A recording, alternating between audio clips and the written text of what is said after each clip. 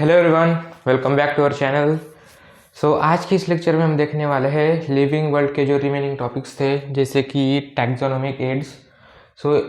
ये taxonomic ads क्या है, कौन कौन से है, इस चैप्टर में हम देखने वाले हैं।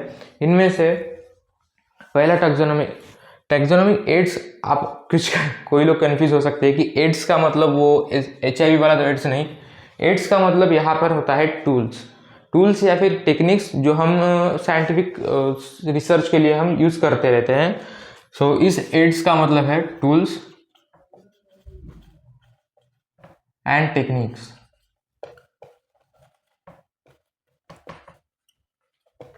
ठीक है। पहला जो टैक्सोनॉमिकल एड्स है उसका नाम है हर्बेरियम। इसके नाम से हमें पता चल रहा है हर्ब का मतलब होता है प्लांट्स, छोटे प्लांट्स, नॉन वुडी प्लांट्स जो छोटे छोटे कुछ इसी साइज के रहते हैं। उनके जो ड्राइड स्पेसिमेंस है वो हम एक हर्बेरियम शीट पे माउंट करते हैं, जो कि हमें फर्दर साइंटिफिक स्टडीज के लिए मदद करता है। इसमें ऐसा कुछ है क्योंकि जो लेट्स सपोज मैं अभी साइंटिस्ट हूँ, मैंने किसी प्लांट पे रिसर्च किया, बहुत ही मेडिसिनल और इम्पोर्टेंट प्लांट है, मैंने उस पर पूरा स्टडी किया, उसके सारे कैरेक्टर्स लिख डाले, उनके अंदर क्या ऐसी मेडिसिनल प्रॉपर्टीज़ है उसके बारे में पूरा स्टडी किया। तो वो नॉलेज मैं थोड़ी ना अपने पास ही रखूँगा, उसको पब्लिश करूँगा ताकि वो किसी और, अगर कोई इंटरेस्टेड है साइंटिस्ट, ताकि वो उसके बारे में जान सके और उसके प्लांट्स के सारी इंफॉर्मेशन गैदर करके उसके जो अंदर मेडिसिनल एक्सट्रैक्ट है, मेडिसिनल प्रॉपर्टीज़ है, उसको एक्सट्रैक्ट कर सके। इसी के लिए एक रेफरेंस की तरह हम हर्बेरियम शीट्स का यूज़ करते हैं। इस हर्बेरियम शीट का जो साइज़ होता है वो एक स्टैंडर्ड साइज़ होता है। इसी साइज़ के आपको हर्बेरियम शीट्स मिलेंगे। उसकी जो ब्रेड्थ है वो है 29 सेंटीमीटर और जो लेंथ है वो है 41 सेंटीमीटर। आपको इसी साइज़ में पूरा हर्बेरियम बनाना पड़ेगा। हर्बेरियम जो है वो क्विक रेफरेंसेस के लिए यूज किया जाता है, मैंने अभी बताया। और इन पे जो हम, जैसे कि अभी मैंने बताया, ये सिर्फ हर्बेरियम जो शीट है वो हम सिर्फ प्लांट्स के लिए ही बनाते हैं, एनिमल्स के लिए नहीं बनाते। ठीक है। इसके जो प्लांट स्पेसिमेंस है हम इस पे चिपकाएंगे। पहले उनको कैसे चिपकाएंगे ये प्रोसेस हम देख लेते हैं। पहले उनको प्रेस करेंगे, मतलब प्लांट स्पेसिमेंस लाए हम कोई भी, उसको एक अच्छे से स्ट्रेस देके उसको ड्राई करेंगे और उसके ऊपर स्ट्रेस रखेंगे ताकि उनके अंदर का जो वाटर, सारा का सारा जो वाटर कंटेंट है वो बाहर निकल जाए, वो ड्राइड हो जाए, ताकि वो ज़्यादा से ज़्यादा टाइम तक प्रिजर्व कर सके हम उसे। ठीक है। इसी उस प्लांट को हमने ड्राई किया, प्रेस किया, उसके बाद क्या करते हैं, उसको इस शीट पे माउंट करते हैं, मतलब चिपकाते हैं। और फिर वही उसके बाद उसकी कुछ ना कुछ हमें इंफॉर्मेशन तो लिखनी पड़ेगी, ताकि सिर्फ अगर मैंने सिर्फ इसको प्लांट चिपका दिया, इसके बारे में कोई क्या ही जान पाएगा कि ये प्लांट क्या है, जब तक उसकी हम इंफॉर्मेशन ना लिखे। जैसे कि उस पर उसकी कुछ इन्फॉर्मेशन लिखी जाती है, जैसे कि उसका साइंटिफिक नेम क्या है, उसको लोकल लैंग्वेज में क्या कहते हैं, उसका कॉमन नेम क्या है, वो कहाँ पे उसका हैबिटेट कहाँ पे है, मतलब किसी स्पेसिफिक कंट्री में ही प्रेजेंट है, कौन सी कंट्री के किस रीजन में प्रेजेंट है, ऐसा हमें उसकी लोकेलिटी हमें लिखनी पड़ती है, ताकि कोई भी अगर लेट्स सपोज उसकी स्टडी करनी है, कोई जो प्लांट जो है वो सीजनल रहते हैं, मतलब किसी एक स्पेसिफिक सीजन में ही वो ग्रो होते हैं, और उनके मतलब फ्रूट वगैरह फॉर्म होना किसी एक स्पेसिफिक सीजन में होती है। और लेकिन कुछ जो प्लांट्स होते हैं वो एनुअली, मतलब पूरे ईयर में वो कहीं भी ग्रो होते रहते हैं। उसके लिए हम डेट ऑफ कलेक्शन लिखते हैं, ताकि मतलब उसी स्पेसिफिक सीजन में ही अगर वो ग्रो हो रहा है तो कोई जाके उसी स्पेसिफिक सीजन में ही वो ले सके, उसके स्टार्ट कर सके। ठीक है। और उसकी हम फैमिली भी लिखते हैं, मतलब उसका पूरा का पूरा कट्टा चिट्टा, उसके 12 कैरेक्टरिस्टिक्स हम कुछ लिखते हैं। और अंत में आता है किसने कलेक्ट किया। अरे भाई, मैंने इतनी मेहनत की है, उस पर रिसर्च की है, मैं अपना नाम तो डालूंगा ही ना, किसने कलेक्ट किया वो भी हमें डालना पड़ेगा। ये सारे के ऐसे कुछ हर्बेरियम शीट होती है। यहाँ पे मेरे पास एक ड्राइड स्पेसिमेन है जिसका मैं हर्बेरियम बनाने वाला हूँ। आप ये देख सकते हैं, आई होप आपको ठीक से दिख रहा होगा। कुछ इस तरह आपकी हर्बेरियम शीट दिखेगी बनने के बाद। ठीक है। ये जो प्लांट है ये ट्राइड्रैक्स का प्लांट है, ये एक्चुअली मेडिसिनल प्लांट है। और अगर आपके किसी बॉडी पार्ट्स पे अगर जख्म होती है या फिर कुछ कट लग जाता है तो आप इसके लीव्स का एक्सट्रैक्ट निकाल के उस पर लगा सकते हैं। ये एक एंटीसेप्टिक और क्विक मतलब वो घाव जल्दी भरने में मदद करता है। एक मेडिसिनल प्लांट है ये, इसका नाम है ट्राइड्रेक्स। आप शायद आपको अच्छे से दिख रहा होगा, ठीक है। नेक्स्ट टैक्सोनॉमिकल एड है बॉटनिकल गार्डन। सो आपने बचपन में कभी ना कभी बॉटनिकल गार्डन में गए होंगे। वहाँ पर डिफरेंट टाइप्स और स्पीसीज के प्लांट रहते हैं, कुछ फ्लावरिंग प्लांट्स रहते हैं और कुछ ऐसे अलग अलग टाइप के कलर के प्लांट्स प्रेजेंट रहते हैं। सो बॉटनिकल गार्डन क्या है, एक टैक्सोनॉमिक एड है जो कि साइंटिफिक स्टडीज़ में आइडेंटिफिकेशन के लिए यूज़ होता है। जब कोई रेयर स्पेसीज है या फिर डिफरेंट प्लांट से दुनिया के किसी भी कोने से उस बॉटनिकल गार्डन में लाए जाते हैं, उन्हें ग्रो किया जाता है ताकि लेट सपोज कोई स्पेसीज है एक्सटिंक्ट हो रही है या फिर बहुत रेयर है तो उसको कंजर्व किया जा सके, इसलिए उन प्लांट्स को यहाँ पे ग्रो किया जाता है। यहाँ पर लिविंग प्लांट स्पेसिमेंस प्रेजेंट रहते हैं। यही मैंने अभी बता दिया, रेयर प्लांट्स प्रेजेंट रहते हैं जो कि या फिर कोई एक्सटिंक्ट के कगार पर आ चुका है, नेक्स्ट कुछ सालों में वो एक्सटिंक्ट हो जाएगा। सो उनको कंजर्व करने के लिए आने वाली जनरेशन को हम वो दिखा सके कि हम वो प्लांट्स अभी भी प्रेजेंट हैं, वरना वो एक्सटिंक्ट हो जाएंगे। इसी के लिए उनको कंजर्व करने के लिए हम इन बॉटनिकल गार्डन्स में उनको ग्रो किए थे। साइंटिफिक स्टडीज़ के लिए एग्जाम्पल, साइंटिफिक स्टडीज़ में स्पेसिफिकली आइडेंटिफिकेशन के लिए ये यूज़ होता है। सो जब भी बॉटनिकल गार्डन्स में आप प्लांट देखेंगे वहाँ पर वो स्पेसिमेन तो होगा ही, लेकिन उस पर लेबलिंग की जाती होगी, उसका साइंटिफिक नाम वो क्या है, उसकी लेबलिंग होना ज़रूरी है ताकि लोगों को उनके बारे में पता चल सके, ठीक है। तो इस जो बॉटनिकल गार्डन है, लार्जेस्ट बॉटनिकल गार्डन अब तक का, वो प्रेजेंट है इंग्लैंड में। उस बॉटनिकल गार्डन का नाम है क्यू, जो कि इंग्लैंड में प्रेजेंट है। यहाँ पर कुछ 30,000 स्पेसीज प्रेजेंट है स्पेसिमेंस की। जरा इमेजिन करो, 30,000 स्पेसीज आर प्रेजेंट हियर। और इन एशिया का जो सबसे बड़ा बॉटनिकल गार्डन है पूरे एशिया का, मैं इंडिया की बात नहीं कर रहा हूँ, मैं पूरे एशिया की बात कर रहा हूँ, जो सबसे बड़ा बॉटनिकल गार्डन है वो है इंडिया में प्रेजेंट है, लखनऊ में। उसका नाम है नेशनल बॉटनिकल गार्डन, जो कि लखनऊ में प्रेजेंट है। So these are the some points of botanical garden. And the next taxonomical aid is museum. Museum आप कभी ना कभी फिल्मों में देखा होगा या फिर आप ऐसे भी गए होंगे, तो उसमें हम देखते हैं कि म्यूजियम में ना प्लांट्स और एनिमल दोनों के dead bodies, dead specimens collect किए जाते हैं, कंजर्व किए जाते हैं। सो कैसे कंजर्व करते हैं, क्यों करते हैं, ये आज हम इस यहाँ पे देखेंगे। सो उनको कंजर्व करने का एक ही मतलब एक यूजफुल इरादा है कि हम उनको स्टडी कर सकें। अब बार बार थोड़ी ना जाके नेचर से वो ऑर्गेनिजम्स लाएंगे और उनको फाड़ के स्टडी करेंगे, उससे अच्छा है ऐसे तो वो ऑर्गेनिजम्स एक्सटिंक्ट हो जाएंगे। तो उसके बजाय क्या करते हैं, उनकी अगर डेड बॉडीज प्रेजेंट है तो उनको लाते हैं, कंजर्व करते हैं नेचुरली नहीं आर्टिफिशियली, फॉर्मेलिन के अंदर। अगर छोटा ऑर्गेनिज्म है तो उसको बॉटल में भरेंगे, फॉर्मेलिन डालेंगे और वो उनकी बॉडी ना सड़ती नहीं है बिल्कुल, फॉर्मेलिन के अंदर सालों साल चलेगी, हम सालों साल उनको स्टडी कर पाएंगे। सो यही एक है कि हम वेट प्रिजर्वेशन जो है वो फॉर्मेलिन के थ्रू करते हैं। लेकिन कुछ प्रिजर्वेशन जो है जैसे कि कीड़े मकोड़े हो गए, कॉकरोच हो गया या फिर कोई और इंसेक्ट, उनको हम कैसे स्टडी करें, तो उनके लिए क्या है, कुछ स्टेप्स रहते हैं। जैसे कि स्मॉल इंसेक्ट के लिए हमें उनको पहले कलेक्ट करना पड़ेगा, उनको किल बहुत ही जेंटली करना पड़ता है, ताकि अगर कोई हमारे जैसा अगर नौसिखिया गया, उसको बोला कॉकरोच लाओ, उसका हमें स्पेसिमेन बनाना है, ठीक है। लेकिन अगर उसने क्या किया, सीधा कॉकरोच, सर ने तो बोला सिर्फ कॉकरोच ही लाना है, वो गया सीधे मारा कॉकरोच को, उसका पूरा हीमोसील, उसका स्ट्रक्चर पूरा बर्बाद, और कहा ये लो सर्च कॉकरोच।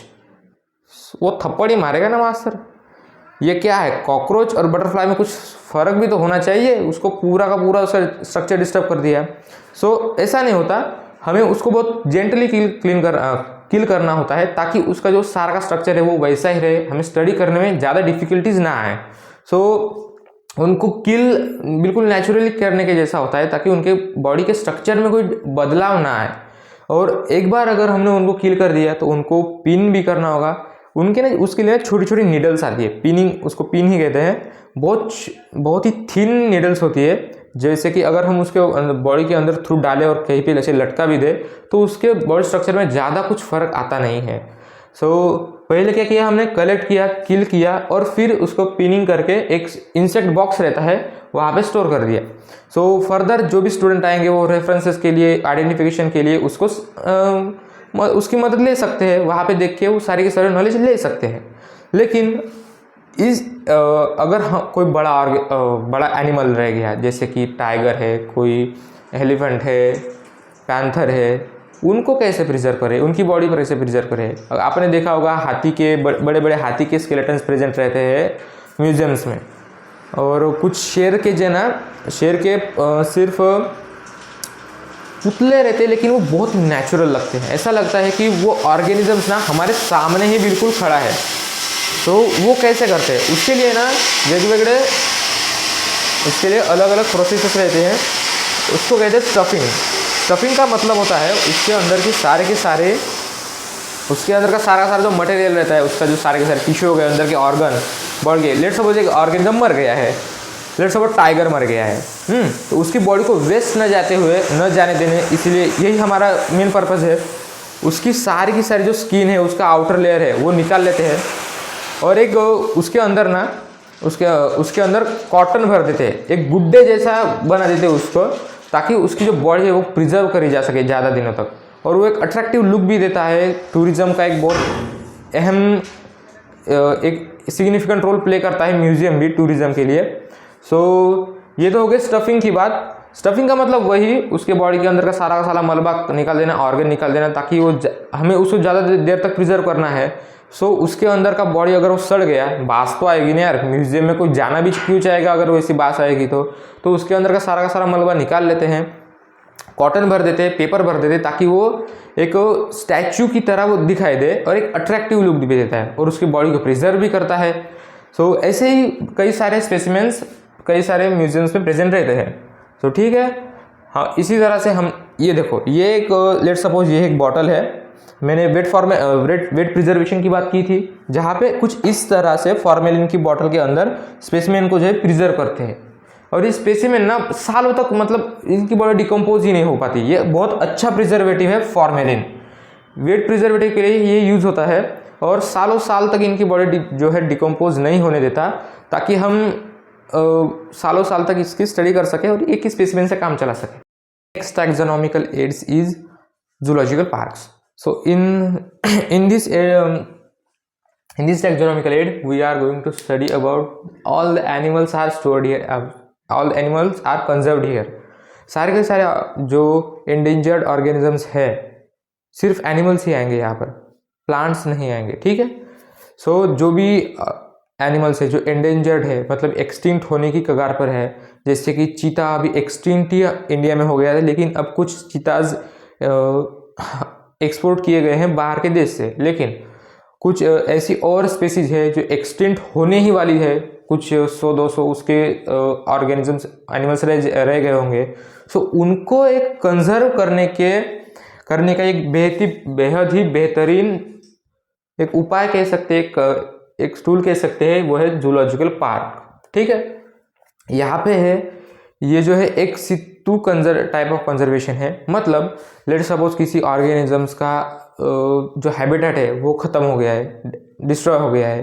कोई एनिमल था जो कि एक बहुत ही डेंस फॉरेस्ट में रहता था, उसका सारा फॉरेस्ट जो है वो डिस्ट्रॉय हो गया है, कुछ ही वो एनिमल्स रह गए हैं। तो हमारा फ़र्ज़ बनता है कि उन एनिमल्स को एक सेफ हैबिटेट दे सके। तो उसी की हम एक ह्यूमन कंट्रोल के अंदर, वहाँ पर ह्यूमन का कंट्रोल तो होगा ही, लेकिन वहाँ पर एक डेंस फॉरेस्ट के अंदर उनको कंजर्व किया जा सके, उनको खुली छूट दी जा सके, उनके स्पेसीज का हम एक सुरक्षा कर सके। इसीलिए जूलॉजिकल पार्क्स का यूज़ करते हैं। Conservation of endangered species, conservation of animals who have lost their habitats. These are the some points of zoological parks. And the next topic is keys.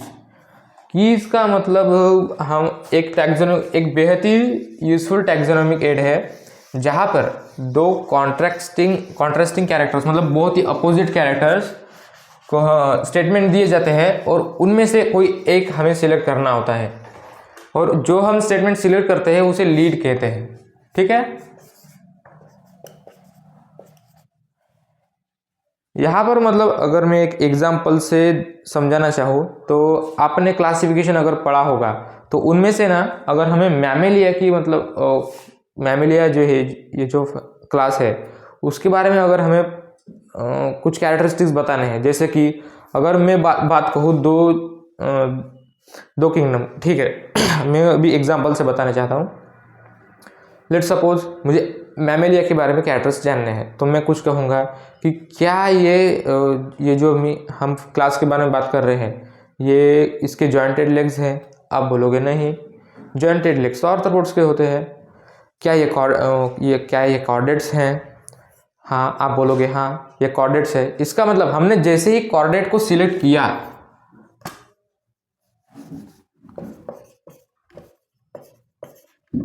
हमने कॉर्डेट को सिलेक्ट किया मतलब हमने invertebrate सारे के सारे को डिसिलेक्ट कर दिया, हमने नकार दिया। ठीक है, नॉन कॉर्डेट्स। ऐसे दो स्टेटमेंट रहते हैं जिनमें किसी एक स्टेटमेंट को सिलेक्ट करना होता है और दूसरे को रिजेक्ट करना होता है, और इसी की वजह से इन कीज को एनालिटिकल कीज कहा जाता है, एनालिटिकल इन स्ट्रक्चर। ठीक है, सो लेट्स सपोज मैंने कॉर्डेट्स कहा, कॉर्डेट्स में से भी क्या इनके बाल हैं, इनमें मेमोरी ग्लैंड्स प्रेजेंट है, आप बोलोगे हाँ। जैसे हमने कहा कि मेमोरी ग्लैंड्स प्रेजेंट है, आपने हाँ बोला, आपने सारे के सारे जो कैरेक्टरिस्टिक्स है, जैसे कि क्या इनमें गिल्स प्रेजेंट नहीं होते, मतलब ये डिफरेंशिएट हो गए सारे के सारे ऑर्गेनिज्म से, जैसे कि एव्स, फिशेस, रेप्टाइल्स, इनसे ये डिफरेंशिएट हो गए। सो यही कुछ स्टेटमेंट्स रहते हैं जिनमें से हमें कुछ सिलेक्ट करने होते हैं, बाकी के रिजेक्ट करने होते हैं। सो इसी चीज़ को हम कहते हैं कीज। और ये दो स्टेटमेंट रहते हैं, जिस स्टेटमेंट को हम सिलेक्ट करें उसे कहते हैं हम लीड, और जिसको हम और ये दोनों कंबाइन फॉर्म को हम कहते हैं कपलेट। ठीक है, इन दोनों कंबाइंड फॉर्म को हम कहते हैं कपलेट। इनमें से ना कोई एक सिलेक्ट करना होता है, दूसरे को रिजेक्ट करना होता है किसी भी कैरेक्टरिस्टिक्स को किसी भी ऑर्गेनिज्म को स्टडी करने के लिए।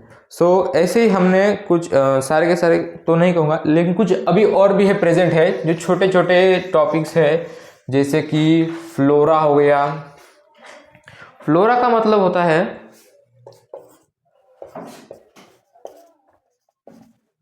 आपने नाम से ही स्पेलिंग शायद गलत लिख दी मैंने,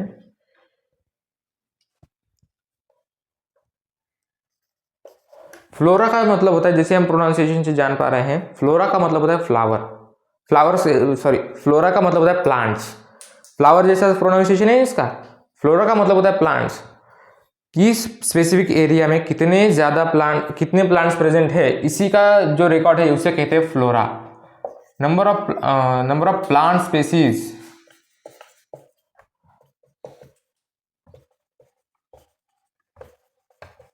present in specific areas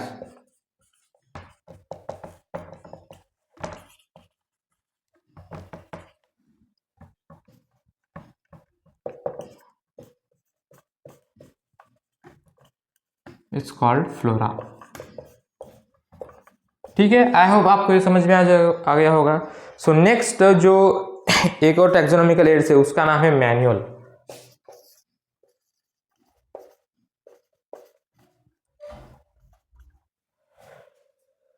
इसमें ना मैनुअल में ना सारे के सारे जो स्पेसीज है एक स्पेसिफिक एरिया के, मैं लेट सपोज ये कोई डिस्ट्रिक्ट है, उस डिस्ट्रिक्ट में कितने सारे स्पेसीज प्रेजेंट है उसका सारा का सारा रिकॉर्ड इस मैनुअल में रहता है।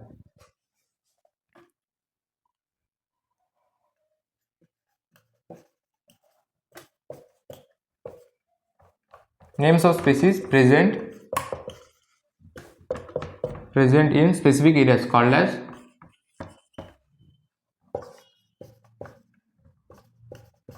और एक इसके बाद का आता है मोनोग्राफ। मोनोग्राफ का मतलब कुछ इतना ज़्यादा है नहीं, इसका मतलब होता है कि किसी एक स्पेसिफिक टैक्सा के रिस्पेक्ट में कितनी हमारे पास इंफॉर्मेशन है।